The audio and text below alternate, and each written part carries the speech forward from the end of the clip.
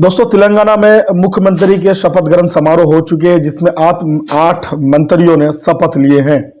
आपको बता दें कि तेलंगाना में पहली मर्तबा यानी जब से वो राज्य बना था जहां मुस्लिम मंत्रियों को जगह न दी गई है, यानी मुसलमानों को मंत्री नहीं बनाया गया है। तो सवाल ये खड़ा होता है कि मजलिस इत्तेहादुल मुस्लिमीन जो बात बार बार कह रही थी कि बीजेपी और कांग्रेस में कोई बदलाव नहीं है, दोनों एक सिक्के के दो पहलू हैं, इधर हेड हो या टेल दोनों बीजेपी जुड़े हुए हैं। इस बात को साबित कर दिया कांग्रेस पार्टी तेलंगाना में। अब कुछ लोग ये कह सकते हैं कि भाई उनके पास तो जीते हुए मुस्लिम विधायक तो थे नहीं, तो आखिर वो मंत्रालय किसे देते और मंत्री किसे बनाते। तो उनके लिए जवाब है कि बीआरएस के पास भी मुस्लिम नुमाइंदा नहीं था, मुस्लिम विधायक नहीं जीते थे, लेकिन बीआरएस ने आनन फानन एमएलसी के चुनाव करवाए थे और महमूद अली साहब को चुनाव जिताए थे। उसके बाद उसको डिप्टी सीएम का पद भार दिए और मुसलमानों को एक संदेश देने की कोशिश की गई थी कि जम्मू कश्मीर के बाद कोई ऐसा राज्य है जहां मुस्लिम भी सीएम या डिप्टी सीएम बन सकता है तो वो तेलंगाना है।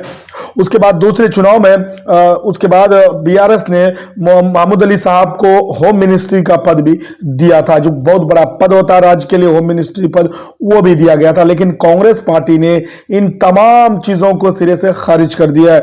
अब कांग्रेस के पास ऐसा वक्त आन पड़ा है कि उनके पास अल्पसंख्यक विभाग को बांटने या देने के लिए, चलाने के लिए भी बीजेपी के अलावा कोई दूसरा रास्ता, बीजेपी के तरीके से कोई दूसरा रास्ता नहीं बचा है।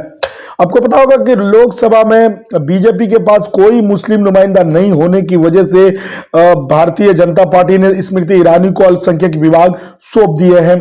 उसी तरीके से जबकि भारतीय जनता पार्टी के पास राज्यसभा भेजने का मौका था या राज्यसभा जिता करके वो किसी मुस्लिम नुमाइंदे को ला करके अल्पसंख्यक मंत्रालय दे सकते थे, जिसमें भारतीय जनता पार्टी में बड़े बड़े मुस्लिम लीडर है, जिसमें सैयद शाहनवाज हुसैन हो, मुख्तार अब्बास नकवी हो और भी बहुत सारे नेता हैं, लेकिन नहीं दिया गया।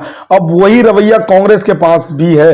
अब कांग्रेस भी अल्पसंख्यक विभाग जो है एक किसी और हिंदू को देना पड़ेगा।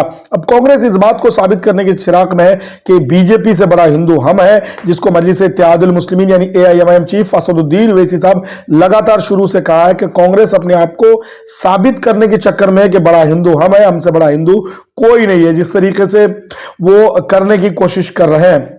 लेकिन तेलंगाना के लोगों के जो वीडियोस आ रहे हैं, जो सोशल मीडिया पे पोस्ट आ रहे हैं, तमाम मुस्लिम जो लीडरान हैं जिन्होंने कांग्रेस को समर्थन दिया, कांग्रेस को सपोर्ट किया, तमाम लोग कह रहे हैं कि मुसलमानों के साथ धोखा कर रहे हैं कांग्रेस पार्टी, मुसलमानों को ठगने का काम कर रहे हैं। मुस्लिम वोट जिस तरीके से कांग्रेस पार्टी की हिमायत की है, उसी तरह से कांग्रेस पार्टी ने मुसलमानों को जो है किनारा करने में बिल्कुल भी संकोच नहीं कर रही है। इस पर आपकी क्या राय है, कमेंट करके हमें अपनी राय जरूर जाहिर कर दिएगा और बताइएगा कि कांग्रेस पार्टी की दोहरी चरित्र से आप कितना खुश हैं।